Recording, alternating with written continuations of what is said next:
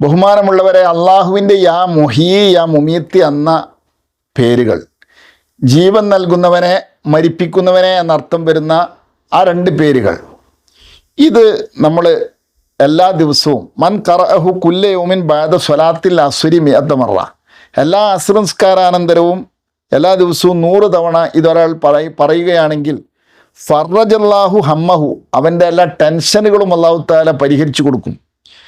വകശഫ ഹമ്മഹു, അവൻ്റെ മൂഡൗട്ടുകൾ അല്ലാഹു തആല നികത്തി കൊടുക്കും.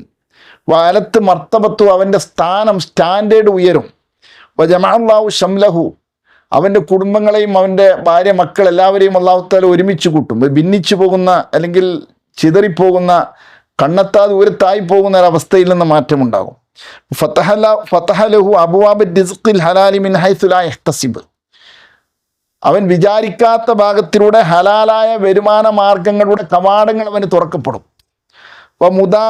മുദാവിമുഹു യഅ്മും അംറുഹു, ഇത് പതിവാക്കുന്ന ആളുകളുടെ അദ്ദേഹത്തിൻ്റെ സ്ഥാനം വലിയ ബഹുമാനമുള്ള ഒരു മർത്തബയിലേക്ക് അദ്ദേഹം എത്തും.